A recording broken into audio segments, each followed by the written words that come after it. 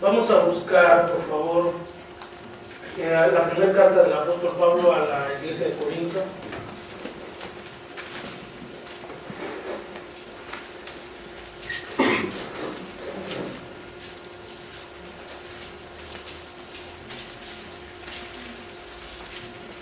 Primero a los Corintios capítulo 7, por favor.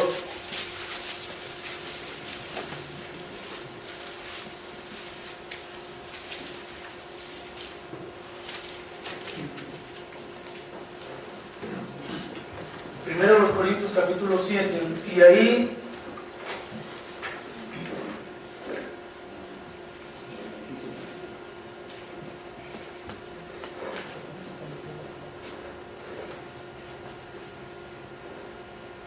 vamos a leer nada más del 20 al 22. Todos juntos, hermanos, son 3 versículos. Primero a los Corintios capítulo 7, del versículo 20 al versículo 22. 20, 21 y 22. Y si ya lo tienen, hermanos, léanlo, por favor. Cada uno en el estado en el que fue llamado y en el que se quede. Fuiste llamado siendo esclavo, no te dé cuidado, pero también si puedes hacerte libre, procúralo más. Porque el que el Señor fue llamado siendo esclavo, liberto es del Señor. Asimismo, el que fue llamado siendo libre, esclavo es de Cristo. Muy bien, vamos a orar. Amante y poderoso Dios, esta mañana damos muchas gracias por el privilegio de la vida, el privilegio de la salud. Te damos gracias sobre todo y en base a lo que hemos leído por el privilegio grande, incomparable de ser tus hijos. Señor, en el caso de nosotros, que en nuestro país no existe la figura de la esclavitud, entendemos que hemos sido llamados o fuimos llamados por ti siendo libres y estamos constituidos pues en esclavos de tu Hijo, esclavos de nuestro Cristo, de nuestro Salvador. Ayúdanos a entender lo que enseña tu palabra en cuanto a esta nuestra situación actual, para que no erremos, para que lleguemos a hacer lo que tú esperas y demandas que lleguemos a hacer. Abra nuestro entendimiento, Señor, y abra nuestro corazón en el nombre santo y poderoso del Señor Jesucristo. Amén. Siéntense.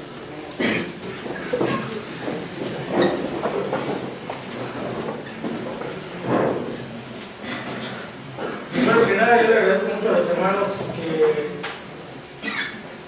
que me extendieron la invitación para compartir con ustedes el mensaje de la palabra de Dios esta mañana.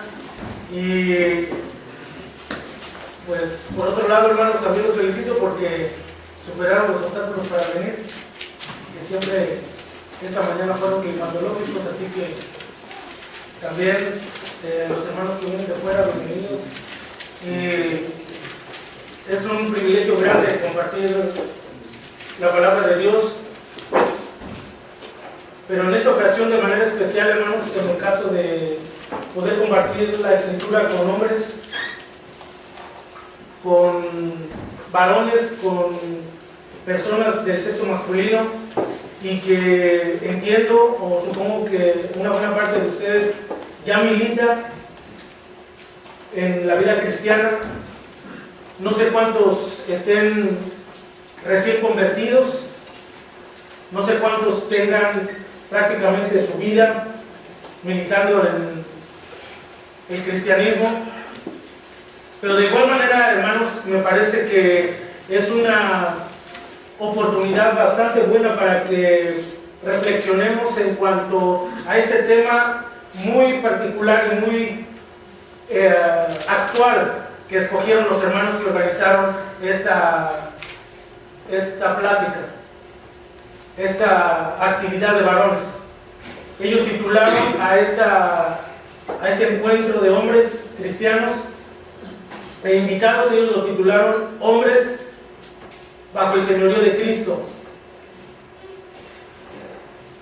Y por un lado, hermanos, quiero llevarles a la reflexión, por otro lado, motivarlos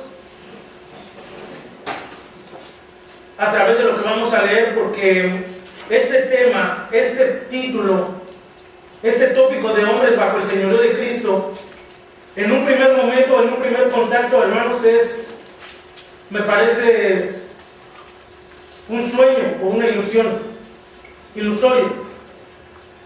No sé, los hermanos que tienen más tiempo militando en el cristianismo, ¿cuántos hombres pueden decir rápido, sin pensar tanto, cuántos hombres conocen ustedes bajo el señorío de Cristo?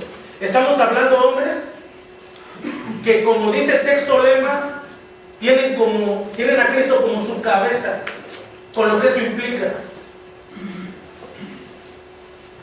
Podríamos pasar, hermanos, yo creo que días explicando lo que es la cabeza en el cuerpo. Médicamente, filosóficamente, no sé, de la manera que queramos. Pero ¿cuántos hombres en realidad o en la práctica conocemos y podemos citar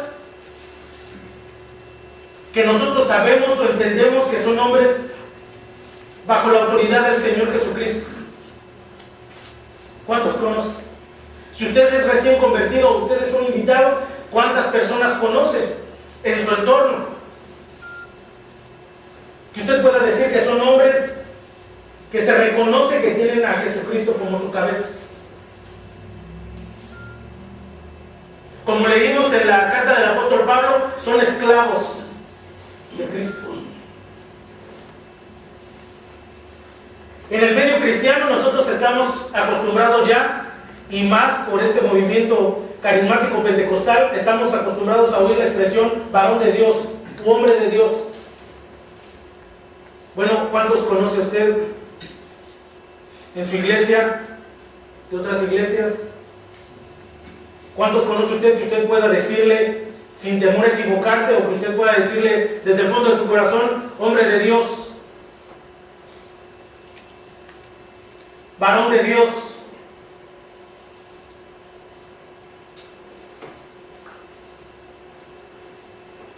Más aún,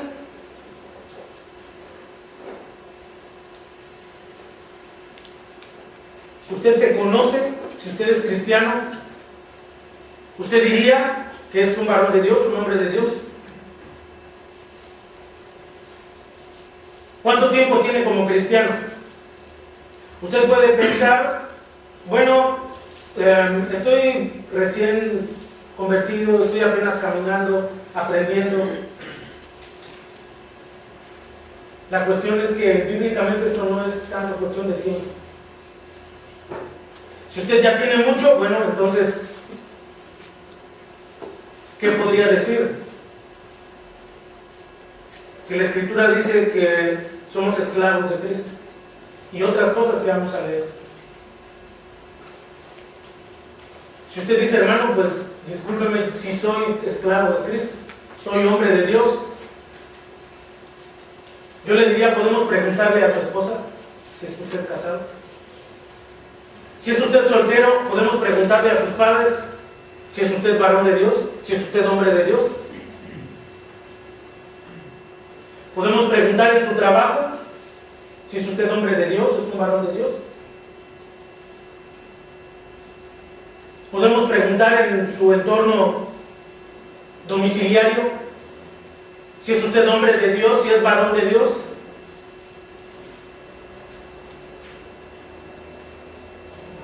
Y es que, hermanos, esta mañana la organización de un evento como este tiene un matiz muy marcado, pienso, de desesperación. Nosotros como hombres estamos demasiado mal parados delante de Dios, hermanos. Demasiado.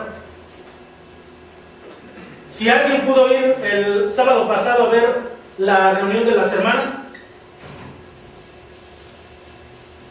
no la pueden tener aquí porque se juntan muchas, varias.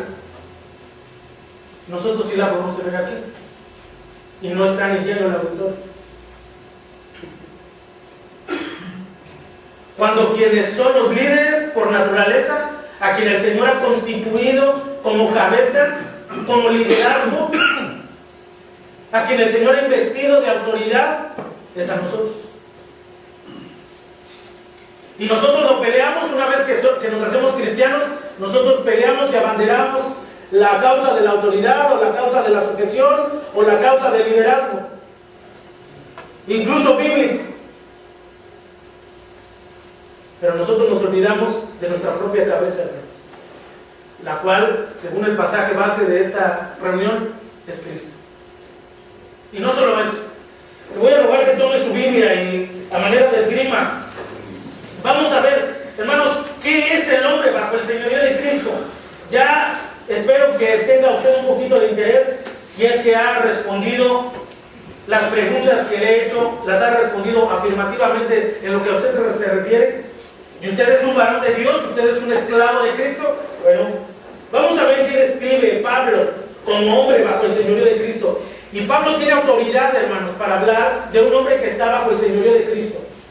Cuando Pablo se enfrentó al Señor por primera vez en el camino a Damasco, este hombre iba a matar cristianos.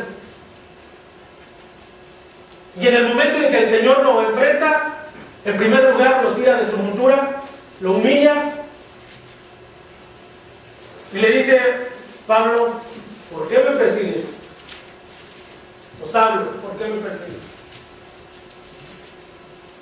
Hermanos, en la Escritura, y esto debe quedarnos claro, desde el principio de este mensaje, debe quedarnos claro que con el Señor no hay una zona gris, hermanos.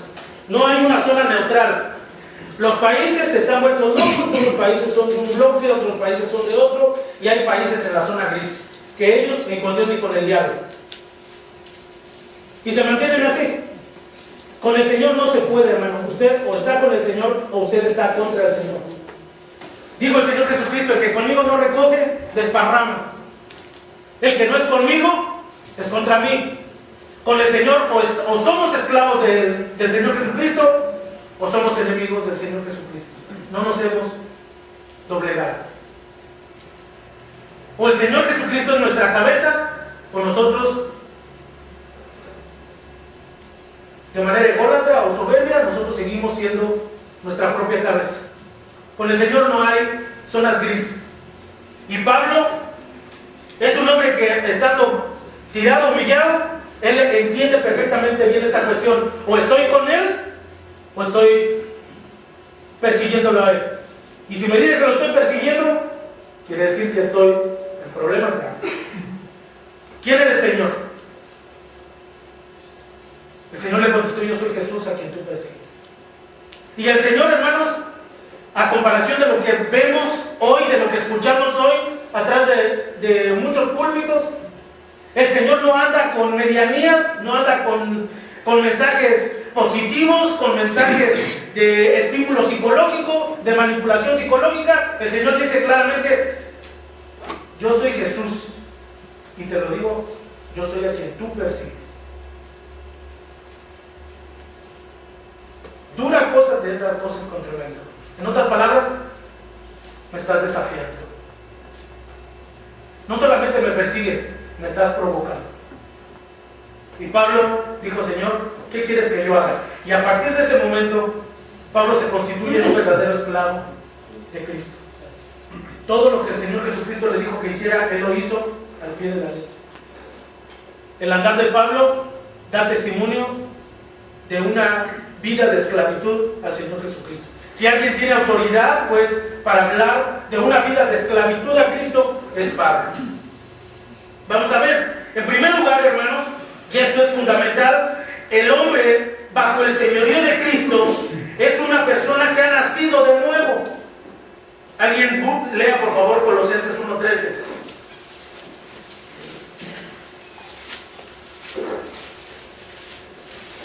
El cual nos ha librado de la potestad de las tinieblas y trasladado al reino de su amado Hijo.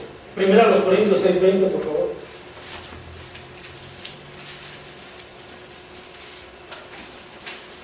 Porque habéis sido comprados por precio, glorificad pues a Dios en vuestro cuerpo y en vuestro espíritu, los cuales son de Dios. Nosotros, hermanos, no podemos ser o pensar o soñar con ser esclavos de Cristo si no hemos sido trasladados por Dios de las tinieblas al reino de su amado Hijo, si no hemos sido comprados por precio. Y según la primera carta de Pedro, sin haber sido comprados por la sangre de Cristo, ese precio que se paga o que se ha pagado por algunos o por todos nosotros.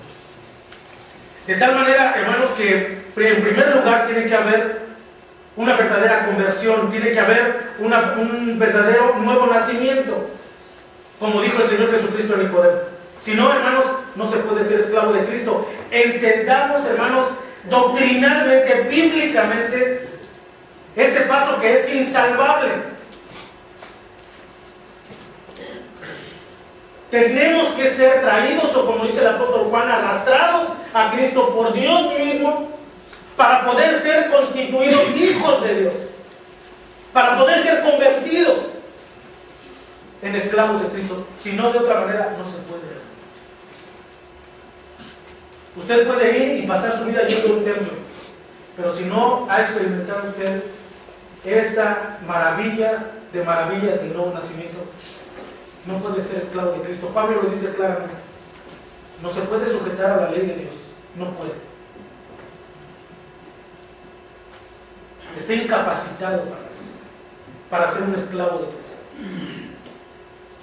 Hermanos, si sus hijos, usted los lleva desde chiquitos, ellos son asistentes de la iglesia desde cuna, y usted piensa que porque ellos son asistentes a la iglesia desde cuna, ellos son cristianos. Hermano, otra vez tiene que haber un nuevo nacimiento. Usted tiene que luchar con sus hijos y por sus hijos para que haya un nuevo nacimiento. Si no, no puede ser esclavo de Cristo. En primer lugar, debe haber un nuevo nacimiento. En segundo lugar, Romanos 8:9, por favor.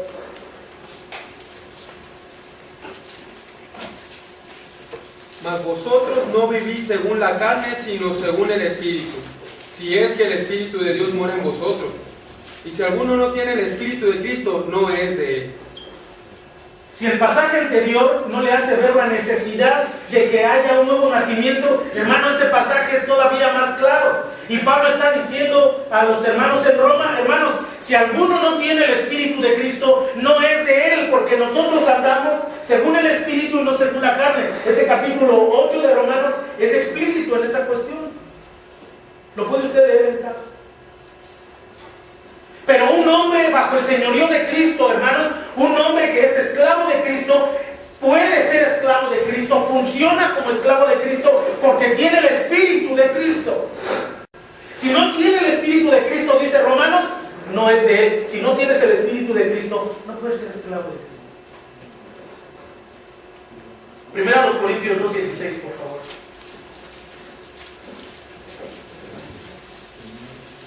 Porque ¿quién conoció la mente del Señor? ¿Quién lo inspirará? Nosotros tenemos la mente de Cristo. Un varón bajo el señorío de Cristo, un hombre cuya cabeza es Cristo, es aquel que ha nacido de nuevo, es aquel que tiene el Espíritu de Cristo, pero según Pablo en esta primera carta a los Corintios, tiene la mente de Cristo. Por eso es necesario un nuevo nacimiento, hermanos. Ezequiel 36 dice claramente el Señor: voy a esparcir sobre ti agua limpia, te limpiaré de todas tus inmundicias.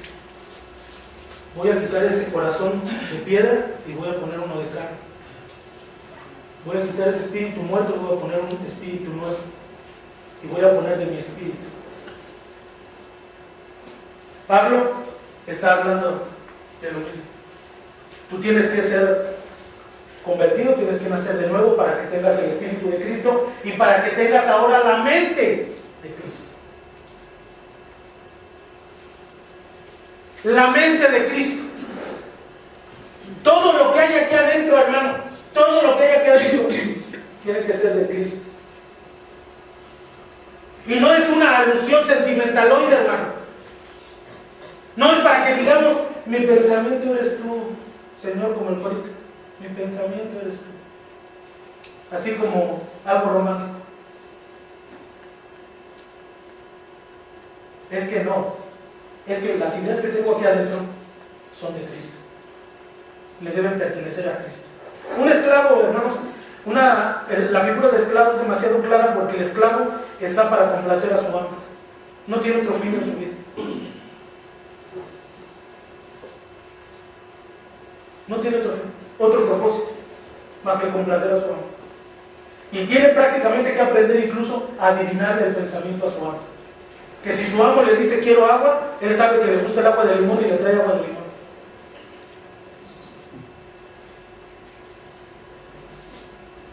Que si su amo le dice ando con ganas de carne, él sabe que a su amo le gusta probablemente la carne adobada o encebollada, o vaya usted a saber, y eso le trae a su amo. Eso es prácticamente el esclavo. Tiene la mente de Cristo. Nosotros debemos saber qué piensa el Señor en esta circunstancia que estoy viviendo. ¿Qué pensaría el Señor? ¿Qué haría el Señor? ¿Cómo reaccionaría el Señor? Esa es la mente de Cristo. Primero a los Corintios 2:27, perdón.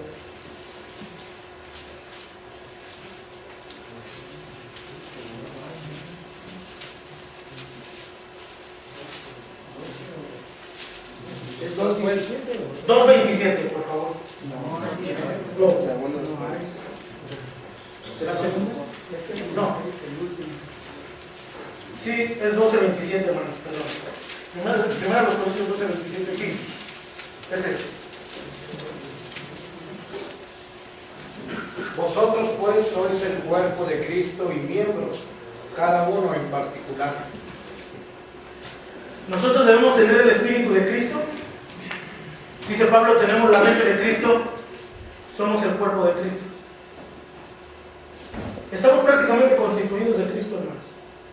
Desde lo profundo hasta lo externo. Somos Cristo, Cristo, Cristo, Cristo, Cristo. Esta figura del cuerpo no necesita mucha explicación. Gálatas 3:27, por favor.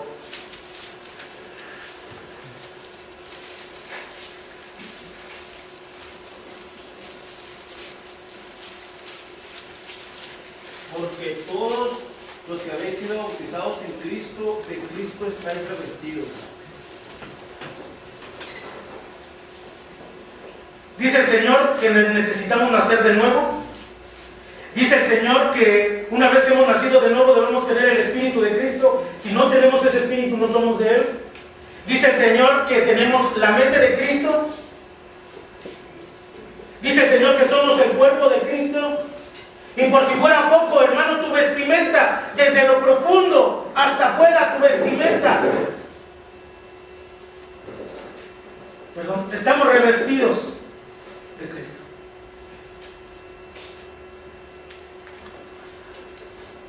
En la iglesia estamos estudiando los viernes el libro del Génesis.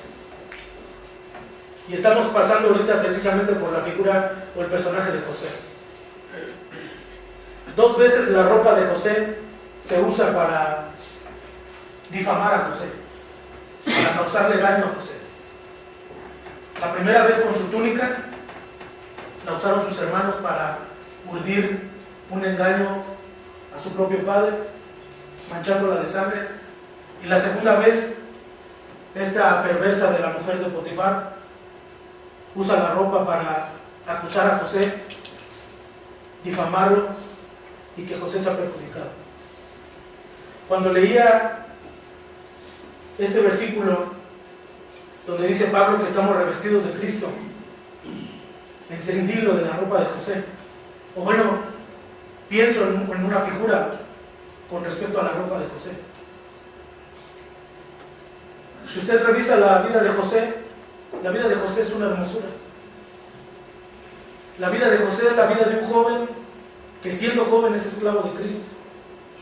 La vida de José como joven es una bofetada para los jóvenes de hoy, que piensan que no se puede vivir vidas de pureza en la juventud.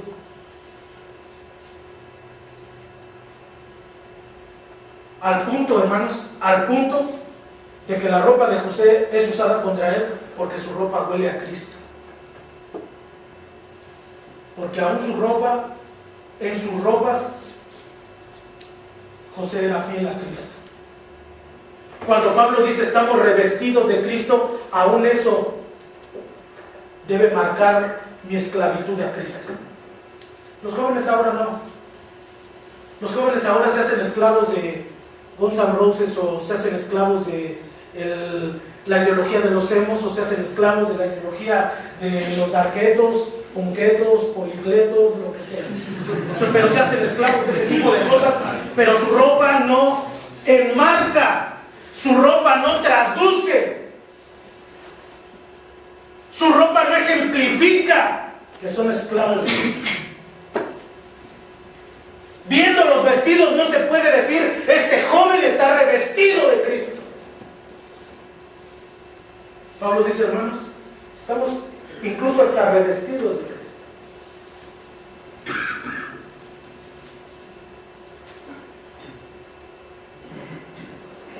Por eso decía al principio, hermanos, esto de hombres bajo el señorío de Cristo no existe.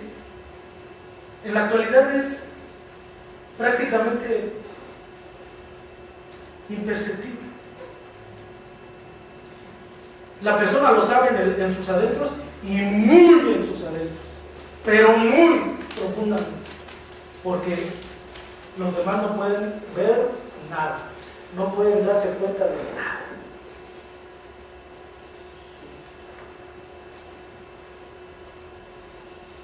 Hermanos, un hombre, un varón, con el Espíritu de Cristo, con la mente de Cristo, que es el cuerpo de Cristo, revestido de Cristo, ¿cómo no va a ser un esclavo de Cristo?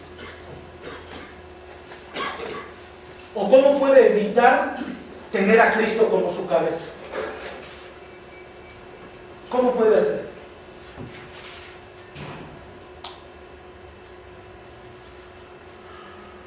Nosotros podemos decir, bueno, hermano, pues para eso vamos a la iglesia, para que se nos haga Espíritu de Cristo, la mente de Cristo, para ser del cuerpo de Cristo, para estar revestidos de Cristo, ¿sí? ¿A eso dedicas tu vida? ¿O por qué lo dices? ¿Porque te gusta salir a tocar puertas?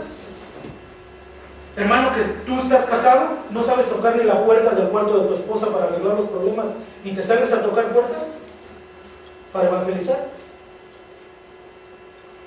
Tus hijos impíos cierran el cuarto de sus recámaras para hacer impiedades dentro. Tú no puedes entrar porque estás respetando su privacidad en tu propia casa, donde se supone que tú eres la cabeza y tú eres la autoridad, y tú dices que eres esclavo de Cristo, que entiendes la cuestión de la autoridad de Cristo. ¿Cómo le haces, hermano? En el trabajo, ¿cómo le haces? En el barrio donde vives, ¿cómo le haces? En la iglesia, ¿ostentas autoridad en la iglesia? ¿Estás aferrado a ser pastor? ¿Estás aferrado a ser diácono? ¿Estás aferrado a alguna actividad de autoridad o de liderazgo en la iglesia, pero en casa es un desastre? ¿En el trabajo igual? Te vas a la iglesia y a las actividades de la iglesia porque en casa no puedes estar por la situación o los problemas que hay con la señora y con los hijos. ¿Eso es? ¿Para eso es el liderazgo en la iglesia?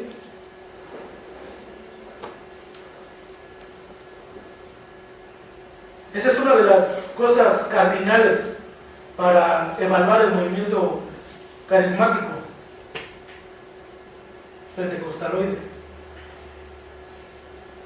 La mayoría de sus líderes son personas escandalosas en el templo, pero pequeñitas en su entorno privado.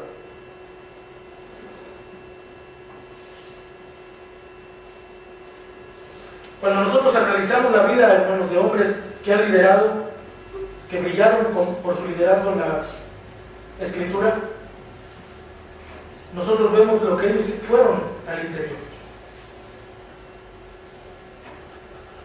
Fueron hombres verdaderamente esclavos de Cristo. Fueron hombres verdaderamente siervos de Cristo. Que verdaderamente tenían el Espíritu de Cristo, tenían la mente de Cristo, eran el cuerpo de Cristo, estaban revestidos de Cristo. qué no están llenas las bancas esta mañana? ¿Dónde están los hermanos de las iglesias con las que tenemos comunión? ¿Dónde están los hombres? ¿Por qué hay que arrastrar a los hombres para que cumplan con una función que la Biblia les tiene demasiado bien explicada o demasiado exigida?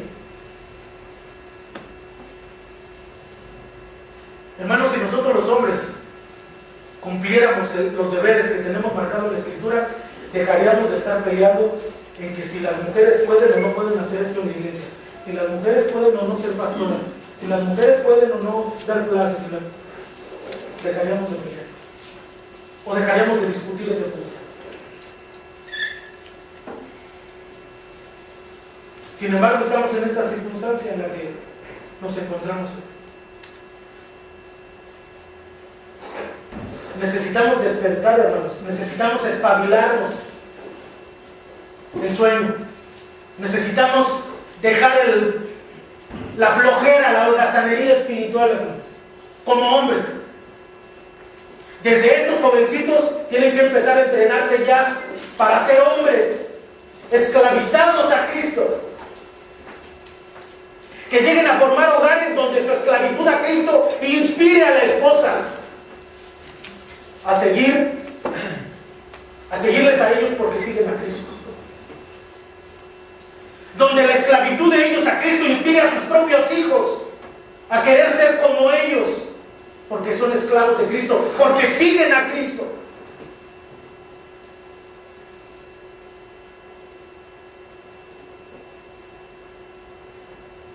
Hay una consecuencia natural, hermano, y con esto voy a terminar. Hay una consecuencia natural de todo esto que hemos leído. Alguien busque por favor segunda carta a los Corintios, capítulo 2, verso 15.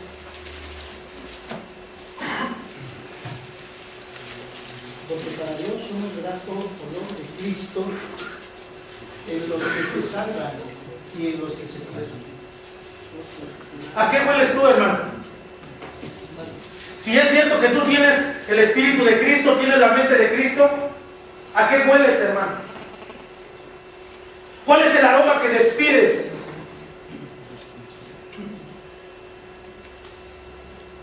Dice la Escritura, para Dios somos olor de Cristo. ¿Hueles a Cristo, hermano? ¿Tu casa está impregnada del aroma que despides a Cristo? La recámara nupcial está impregnada del olor que despides a Cristo. La habitación de los jóvenes está impregnada del olor a Cristo. La oficina en el trabajo está impregnada del olor a Cristo. Los vecinos quisieran entrar a la casa para ver por qué huele a Cristo.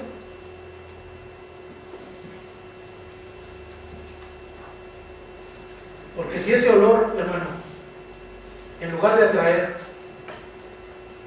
expele, no es olor a Cristo. No te engañes.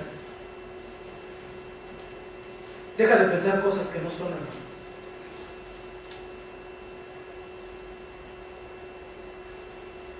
Deja a un lado el concepto mediocre, psicológico del amor que pulula hoy en los templos.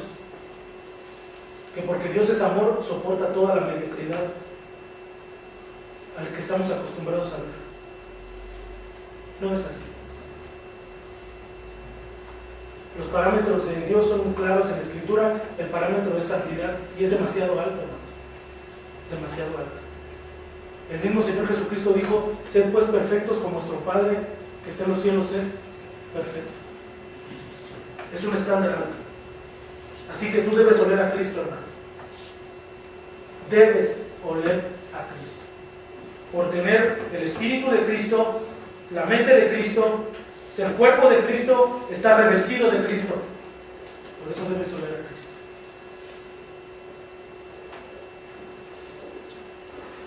Alguien lea 2 Corintios 3:3, por favor.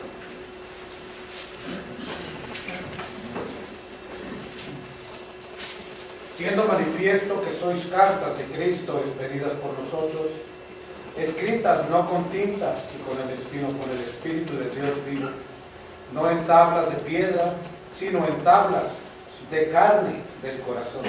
Otra vez, hermano, por favor. Siendo manifiesto que sois cartas de Cristo expedidas por nosotros. Somos carta de Cristo. Somos carta de Cristo. Una de las cosas más comunes a las que estamos acostumbrados es que en muchos lugares las personas que tienen cierto trabajo, cierta actividad, tienen tarjetas de presentación. Y lo que hacen, mira, te voy a dar una tarjeta. Y ahí, pues hay gente que las adorna mucho, hay gente que no le pone nada, el puro nombre y el teléfono, y esto. Hermano, nosotros somos esas tarjetas de Cristo. El Señor Jesucristo puede sacarte para darte como presentación de Él mismo. Ve lo que dice el pasaje. ¿Qué continúa diciendo? Somos carta de Cristo.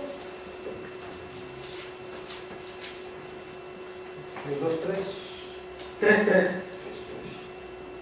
Siendo manifiesto que sois cartas de Cristo expedidas por nosotros, escritas, no con tinta, sino con el Espíritu del Dios vivo, no en tablas de piedra. Escritas con el Espíritu del Dios vivo. Yo te pregunto, hermano, ¿tú crees que el Espíritu Santo es mediocre? ¿Tú crees que el Espíritu Santo falla? A la hora de hacer una carta de Cristo, ¿tú crees que va a fracasar? ¿Tú crees que va a ser ilegible? ¿Tú crees que va a ser confundible? ¿Tú crees que va a ser una carta de mala calidad hecha por el Espíritu de Dios?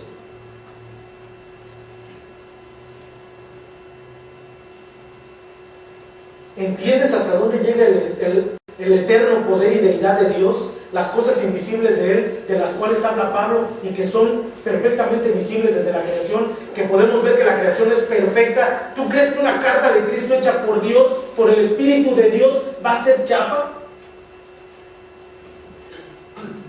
¿Va a ser pirata?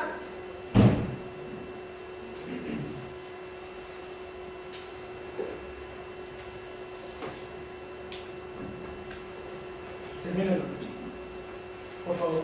Sino con el Espíritu del Dios vivo en tablas de piedra, sino en tablas del corazón.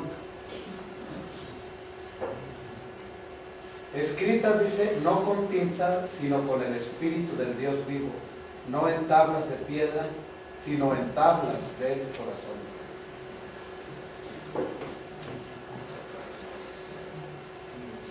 Ciertamente, hermanos, la obra del Espíritu de Dios es una obra perfecta y está hecha profundamente en el hombre. De tal manera que si nosotros, hermanos, estábamos pensando que tal vez esta mañana vendríamos a escuchar del varón, Cristo como cabeza del varón, el varón bajo el señorío de Cristo como algo más de lo que normalmente estamos acostumbrados a ver, a oír, no en la iglesia sino en el medio, hermanos, se me hace que necesitamos aspirar, hermano, a la santidad, a la perfección delante de Dios y buscar en la palabra de Dios, buscar en su propia ley, en sus propios estatutos, en sus propios mandamientos, en la ley de Jehová que es perfecta. Necesitamos buscar todo lo que necesitamos, según le dice Pablo a Timoteo, para ser perfectos, enteramente preparados para toda buena obra. La carta, hermanos, que el Espíritu está escribiendo, no en tablas sino en nuestro corazón, tiene que ser perfecta. Va a ser perfecta. No hay lugar a duda de eso. De tal manera que si hasta ahorita no se ve muy claro, si hasta ahorita no es muy evidente lo que está haciendo, si hasta ahorita, por más que hago, no vuelo a Cristo, hermanos, necesito apretar el paso. Necesito buscar urgentemente la ayuda de Dios, Jesucristo y de su Santo Espíritu para poder llegar a ser ese esclavo de Cristo, para llegar a tener a Cristo como mi cabeza, para que la gente, sobre todo mis más cercanas personas, puedan ver que verdaderamente soy un hombre bajo el señorío de Cristo.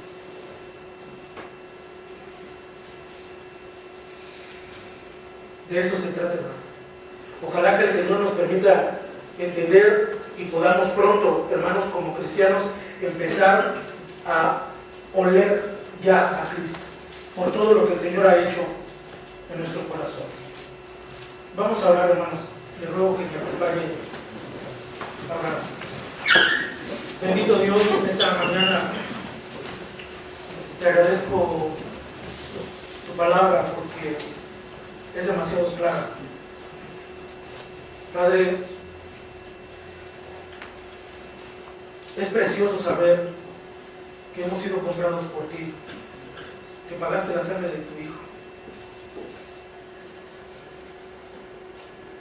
Es precioso ver que podemos tener el espíritu de tu Hijo, la mente de tu Hijo, que somos el cuerpo de tu Hijo, que estamos revestidos de tu Hijo. Padre, te rogamos que lo hagas una realidad en nuestra vida, que a través de tu Santo Espíritu lo hagas real, tangible, visible, audible. Incluso, Padre, permítenos oler a Cristo. Ser para ti y para los demás esa fragancia exquisita, purísima, que es nuestro Señor Jesucristo. De tal manera que tú puedas usarnos verdaderamente como esas tarjetas, que seamos hechos por el Espíritu, esas tarjetas de nuestro Señor Jesucristo.